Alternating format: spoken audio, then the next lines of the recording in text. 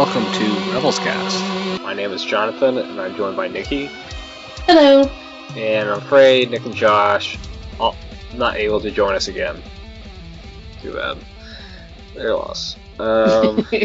Exactly. Because we're talking about a pretty big episode tonight. Yes. This is really the episode. I think this is one of the episodes we've been waiting for. Oh, totally. Oh, so much so. So, I mean, what were your thoughts like right after this episode?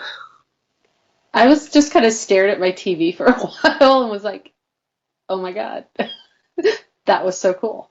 Because it had so much of what I love about Star Wars. You know, it had this villain, this cool villain. It had the lightsaber duel. It was just like we finally met the Inquisitor. I was like, yes, we finally meet the Inquisitor. So I just thought it was a really great episode. And like you said, I was waiting for that episode because I knew it would just be so cool. The Inquisitor is just so badass. Agreed. And we see this, you know, and yeah, me too. And we see through this episode of what kind of people the Empire is, how many things they'll do to try to get their way. Right. They kind of are just merciless, and they will roll over you with a steamroller if you get in their way. It's like, you're going to get in my way? Fine. I'm just going to kill you. No. It showed how, like, petty they are in a sense, too. It was just like they're so dismissive of everybody who doesn't agree with them. It's like, right. Yes, you petty fool, lightsaber, cut your head off. Yep. Another good thing about this one is that we just got so many great quotes. We did. I mean, so many from the OT. Yeah. The whole do or do not, there is no try conversation.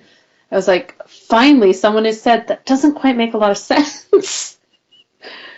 I was like, well, Master Yoda used to say that a lot, and I never quite understood it. I was like, yeah, a lot of people have issues with that. I was like, what does that mean? And I thought all the Jedi training was a lot of fun to watch. And it's really and that was kind of the theme of this episode. It's kind of do or do not, there is no try. Right. I think that would have been a really great title, too, do or do not. Yeah, I have a T-shirt that says that, and on the street someone asked me, what does that mean?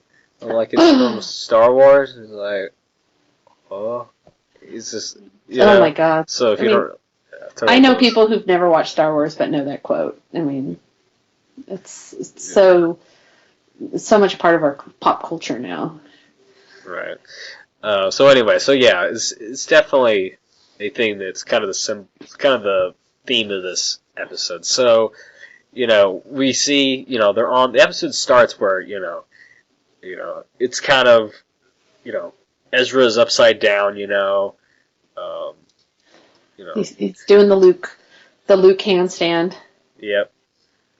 You know, and of course Zeb, he's making his joke. He's making his joke. I think it's because part of it, he doesn't understand the Force, so he kind of thinks it's kind of silly what they're doing. Again, like Han, like we talked about in the last episode. Right, and, you know, he's trying to, you know, clear your mind, focus, and the whole thing about let go. Yeah. You know, and it's always something that Jedi Masters tell their students, let go. You gotta let go. Mm-hmm. And the older they are, the less likely they are to be able to let go. I've noticed. Like, right. Even with Anakin at age 9 or 10, like we saw in Phantom Menace, he had already developed attachment. And now we have Ezra, who's a teenager, and we had Luke, who was 18. Well, he was 18 in A New Hope. He was like 21 in 2021 in Empire. And I think it really goes to show that these kids really need to be trained at an incredibly young age to be able to not build up those attachments.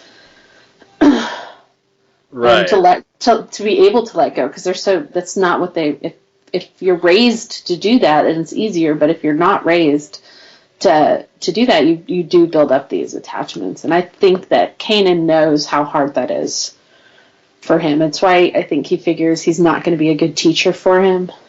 Right. And as far as on the attachment thing, I'll definitely be curious about how that's explored with episode 7. Now that the reset button is, and we have a Jedi Master, and then we have no known Jedi. Right. So I'll be curious about how that works. Exactly, I am too. So Chopper, of course, has a little fun tossing the milk cartons.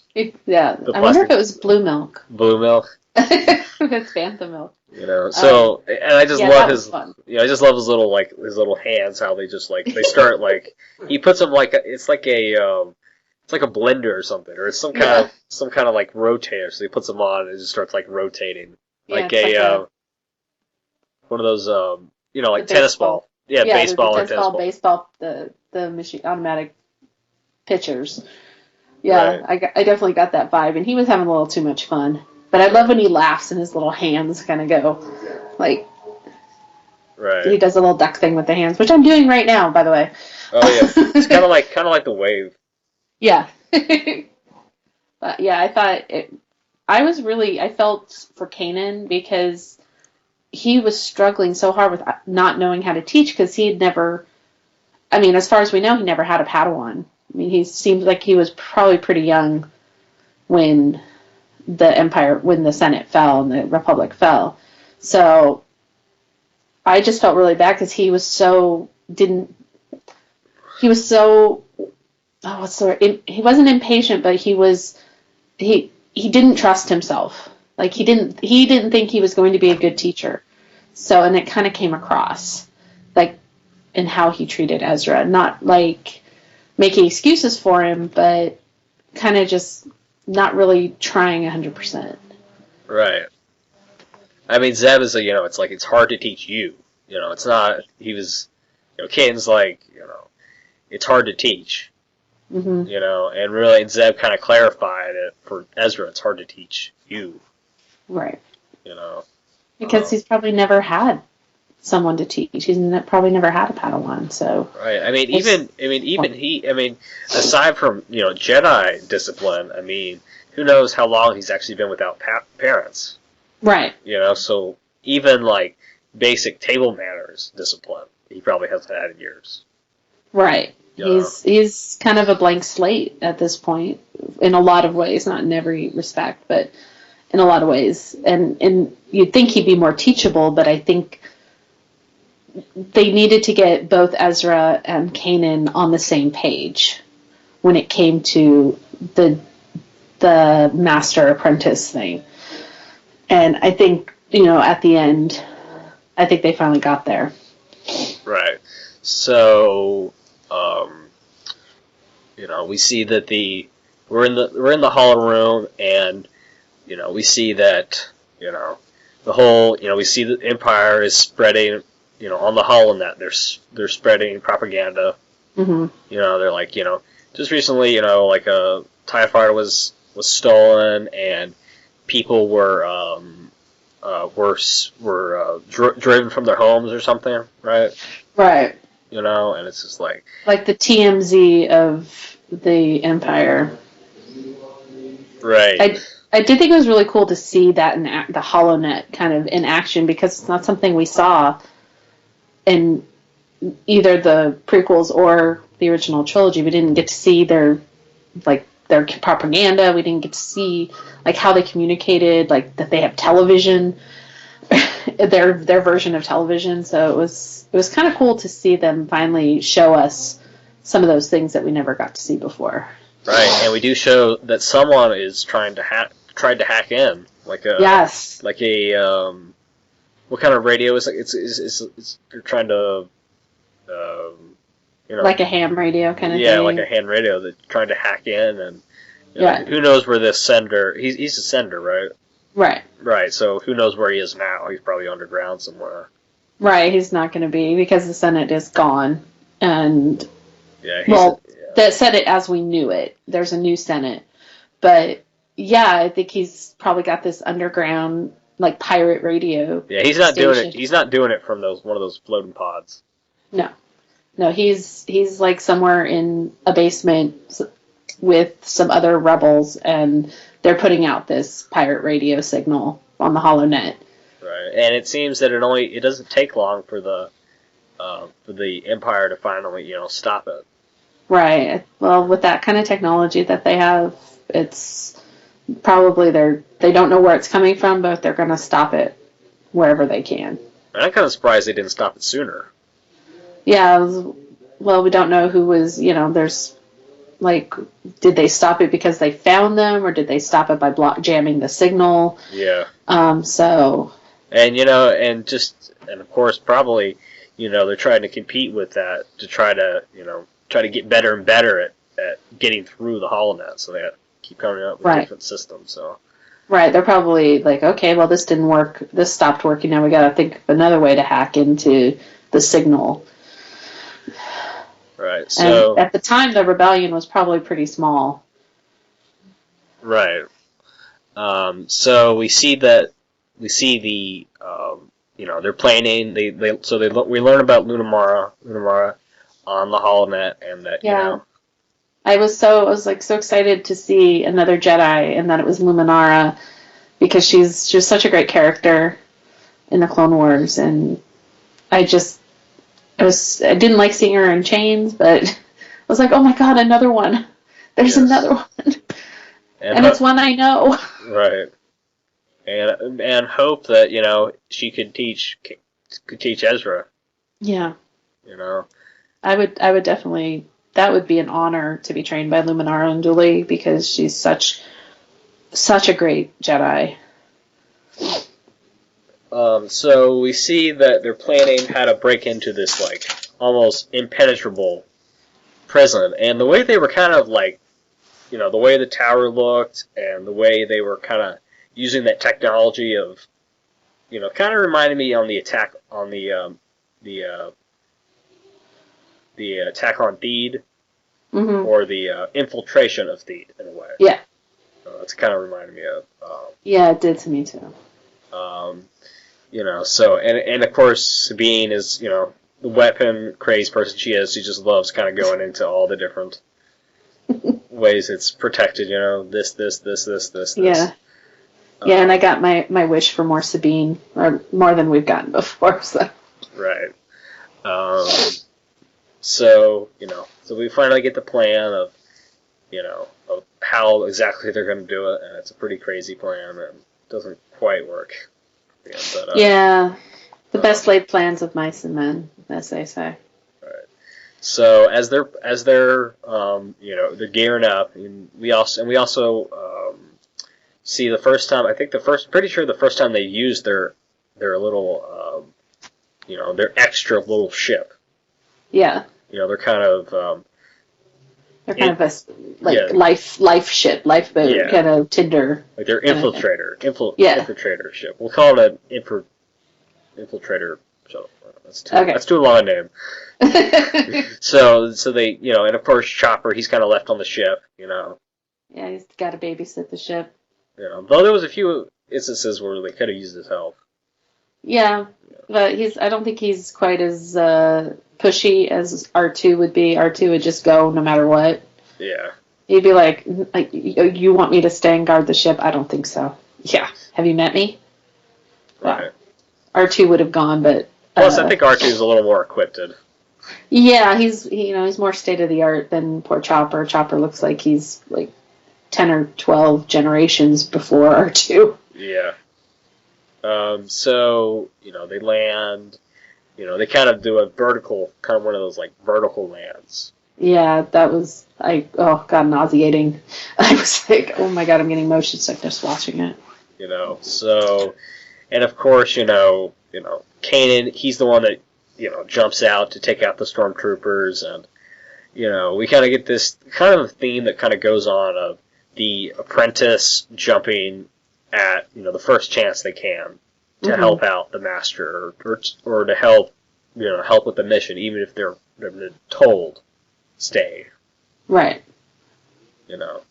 Well, the impetuous apprentice is kind of a theme through Star Wars. We always kind of Anakin was impetuous, Luke was impetuous, Ahsoka, oh my god. Right. And I think and it's kind of a balance between, we've seen characters that, broken, following orders and it worked out, but in this instance it was basically a, it could have been real, it was already kind of a breach of, by Ezra jumping in, he helped compromise, it was a,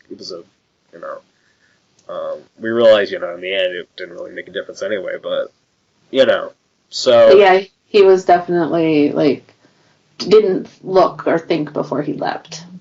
Right. So, we do get some action with all of them. Even Sabine, we see her kind of show her skill. We see them, push, kind of throwing them off the platform, and Zeb not even throwing the body. He just takes the trooper's gun and throws it, and his body is still on it. It's intense. Yeah, it was definitely action-packed episode. It was really funny. I really got a kick out of whenever we watched the episode. I'm like, wow, look at, I love humor where you have the main conflict going on, and then in the background you see something funny. And in this case, it was Zeb trying to make it look like the trooper was still, guarding. Yeah. And he just kept falling down and falling down. I love when he got his head stuck in the door. Yes, that was another one. It was kind of Spaceballs, but Star Wars. It's like, oh my god, that was just so funny. Right. So yeah, Zeb and Chopper just have the funniest moments. Oh, totally. And I like that we have them as comic relief when we need it. Yeah, that's why they're my favorite characters. So. Yeah, and Zeb, we've seen the deeper side of Zeb, so I like that they're making him more three-dimensional, more real, because not everybody is 100% intense, not everybody is 100% a goof-off. So I think they've balanced him quite nicely. Right, so, we finally get into the complex, into the prison, and, we take the turbo lift, and we kind of get that moment where it's like, this plan's getting worse all the time. Yes. It's like, nothing is going right. What's going to happen now? And I just hope he doesn't change it again. Yeah. I'm standing right here, and it's just kind of not afraid. Even if Candon is kind of the leader, he's still kind of brother in arms. He's not necessarily the guy you have to say yes sir. He's the leader, but he doesn't really get that much respect. Right. So. Well, they've never really been in this kind of situation before either, so it's kind of hard to show your leadership role when you haven't had to do it in the past, or at least with this group of people. Apparently, this is one of the biggest if not the biggest, most secure places they've ever, gone to. Yeah, we've never seen them infiltrate something like this. So, and I think there was one little moment where I was like, oh yeah, Empire Strike Back thing, from Cloud City, I think. I think there was a Cloud City, tune, in one little instance. I'm trying to remember where, but, kind of, just like we had the Billy D. Williams quote. We also had another Empire. It's kind of like It's a Trap. It's kind of like it's over. I think some people could argue that it's overused, and it's getting old because people use it for everything now. It's not just Star Wars that gets quoted. Like in Star Wars situations, it's become kind of a just something to say, and it does get overused because every show where somebody walks into a trap, you just think it. Oh, it's a trap, and you think of Akbar, but yeah, I was like, really? I was just the only part I was like, eh. For the other podcast, the Radio Ramen podcast, there was an episode of Sword Art Online, and they're like, yeah, it's a trap. You know, so it's just like, yeah. You know, Yeah. Sometimes I think they don't realize that it's going to evoke thoughts of Star Wars when they do it. But right. other times I think they use it because it is so ubiquitous in our culture.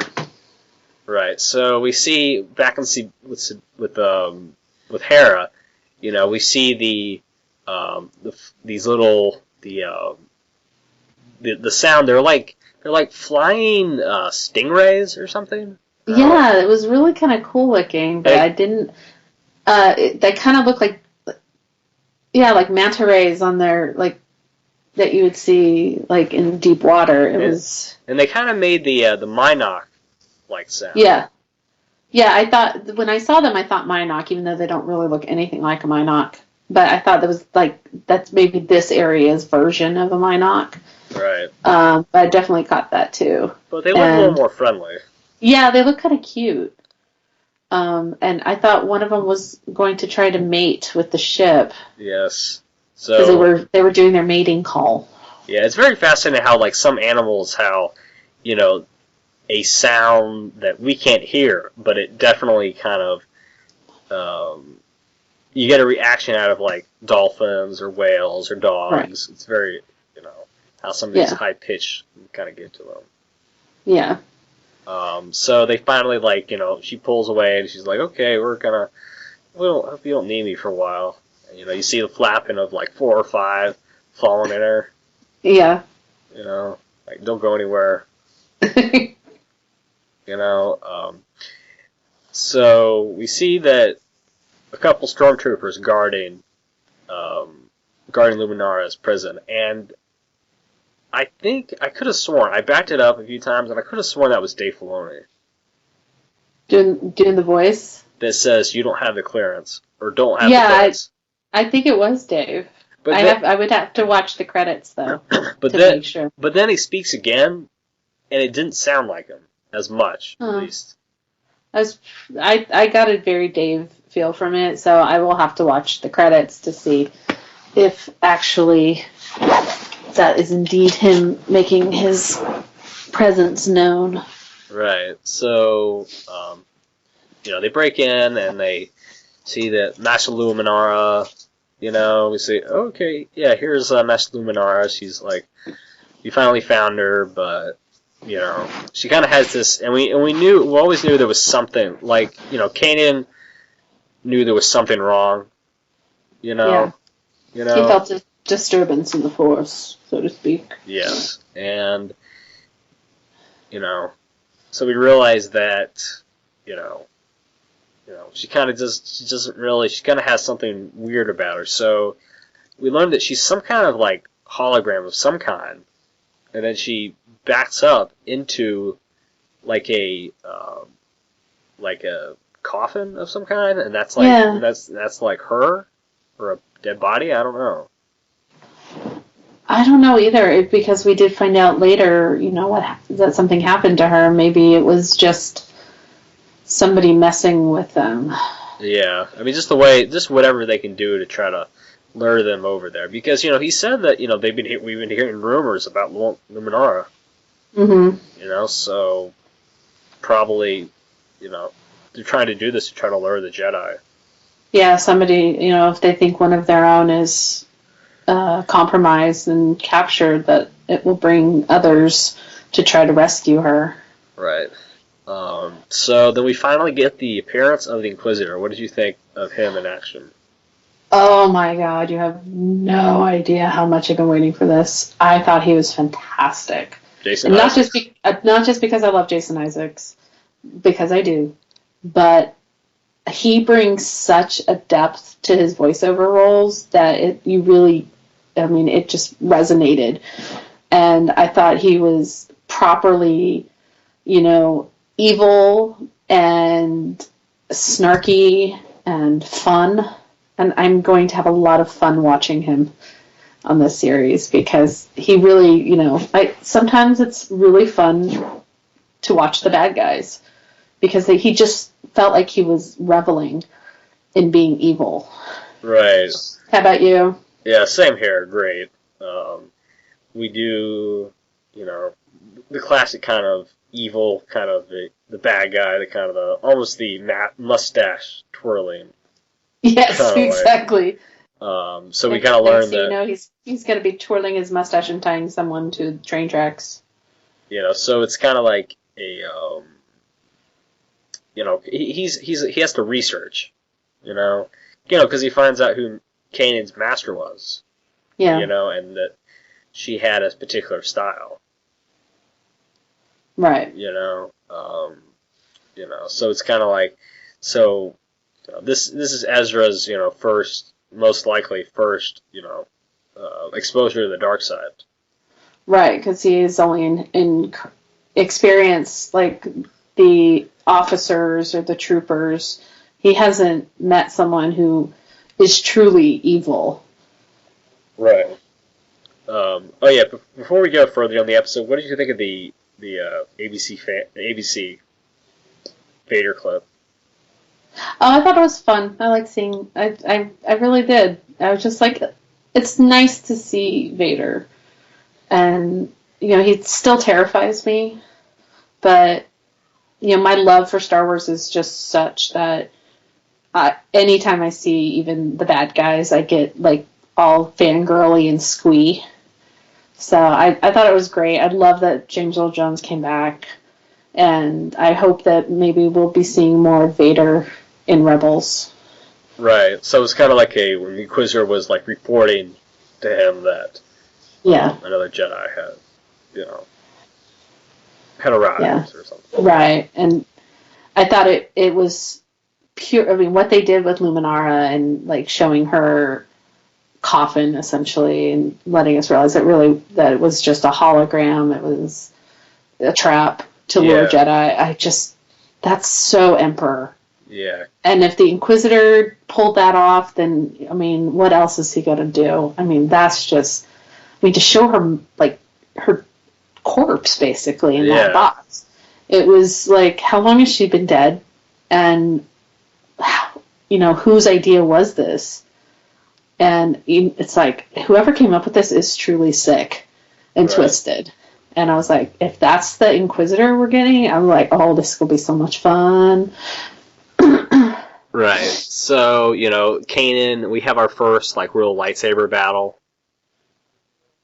Yeah. Between the Inquisitor and Kanan. Definitely I thought a really solid lightsaber battle. Totally. We kind of get the, this is the lightsaber preview we've been seeing for a while before Rebels. Like a preview of the lightsaber twirling, and it's just like the General Grievous, prototype, because it like spins. Right. It's like that toy they put out. I know because I got it from my nephew, and it was like the trainer. It was a lightsaber training device. And I thought, and it was double-sided as well. And I thought, that's a really great way to use that device, is to make it a double-sided lightsaber to go Darth Maul on it. And I really dug that. I thought that was really cool, and it makes the Inquisitor stand out with his lightsaber. Like, so many lightsabers could be all the same, and they can get, that looks just like this. And those of us, like you and I, who know these films and the shows so well, we can tell you whose lightsaber is whose. And now I think we have another lightsaber to add to that. Is like, this is very definitely unique. Like Dooku's bent one, or look like an old school pistol, or Yoda's, the way they constructed Yoda's. And I thought it was so cool to see something new like that. Right, and, because first it's kind of like, he just kind of like turns it, kind of twirls it, like, just like a regular lightsaber, and then he kind of, to use the feature where it actually starts spinning. Right.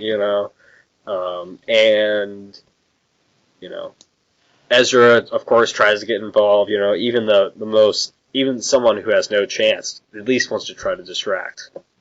Right, he's recognizing what's going on, and he wants to help, and I think that's a really a good move for the character, that even though he's not quite equipped to handle it, he wants everybody to know whose side he's on. It's like, I'm going to fight with the rebels against you. And I will get stronger because I want to fight you. And of course, the Inquisitor kind of, says, hey, you want to find out what the dark side is like? To Ezra.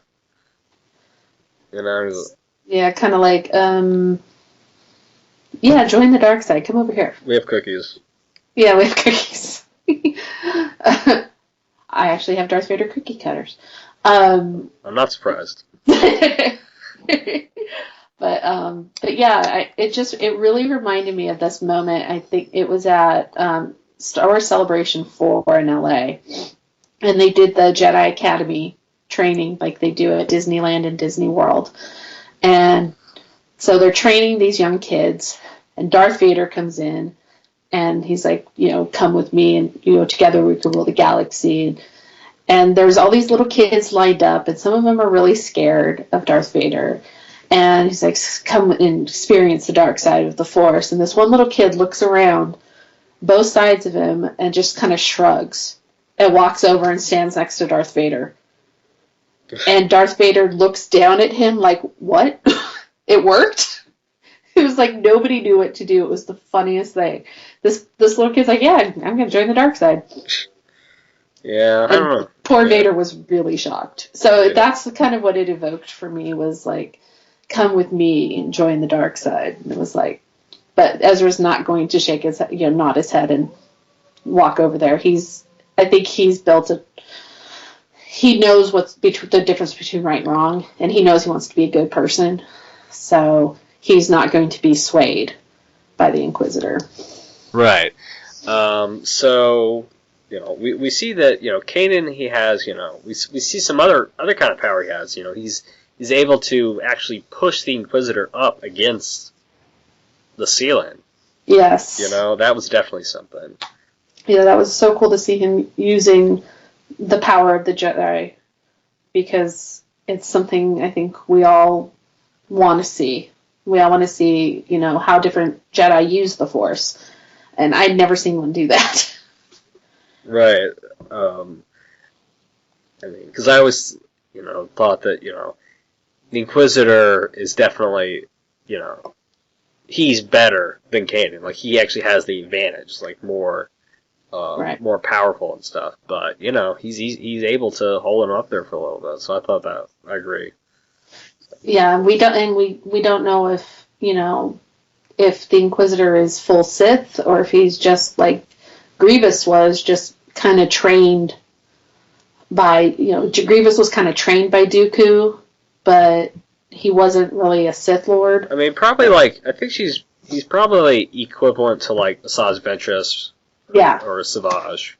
Exactly. That's exactly what I was thinking was Asajj. So, so I'm definitely looking forward to, many more appearances from him. Yes. It's definitely get our lightsaber battles. I want more lightsaber battles, and I want them now. Not that I'm, impatient or anything. Patience. I know. I'm a Jedi. I'm supposed to be patient. So, as they're getting away, Ezra's like, can your lightsaber do that? Spin around. And then, of course, Zeb comments about it later. Yeah. So they have to, work together after they can't, open the door.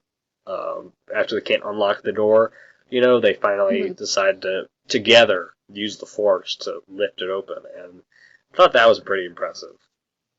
Yes, I love the Inquisitor trying to get through by doing the that thing that Qui-Gon did in Phantom Menace, which is just shoving the lightsaber in there and using it to kind of melt away the door. Which was so cool when that movie came out, because we'd never seen the lightsaber do that. I never even thought that lightsaber could do something like do that through a door and basically just melt the metal. Right. So I was like, ooh, I like it. So I am all for more Inquisitor. I'm all for more lightsaber battles. Yeah. So it was definitely cool to see that door finally open.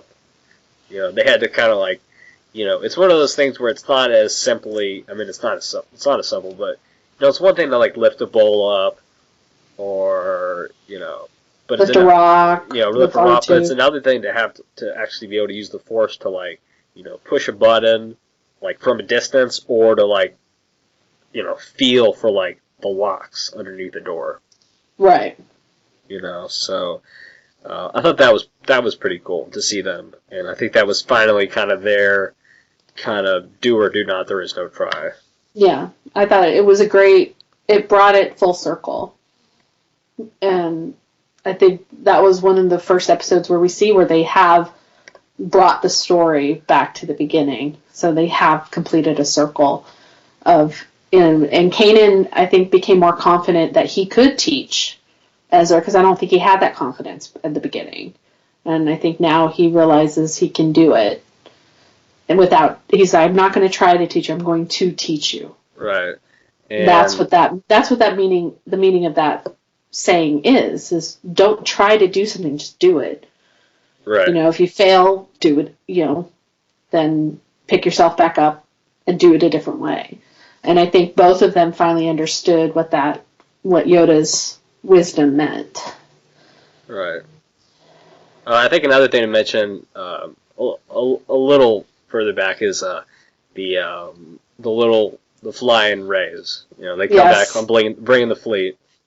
Oh, I love those little things. And of course, they're going to protect the little shuttle.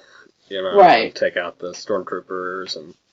Well, they have a relationship now with the shuttle. Yeah, they're bonded. Yes, they've got friendship bracelets and everything. Yes, I'm definitely looking forward to those meetings. Yes, I hope they come back. So they're just such cool. Yeah. So also the episode also ended with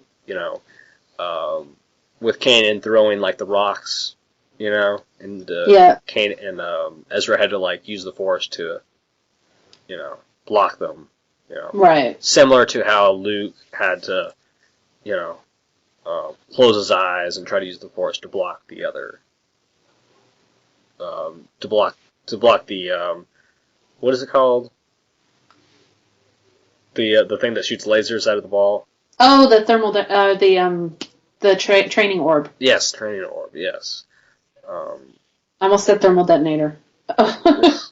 Similar. Oh, speaking of thermal detonators, or were they thermal? No, I guess they were like smoke grenades. The things they had earlier in the episode.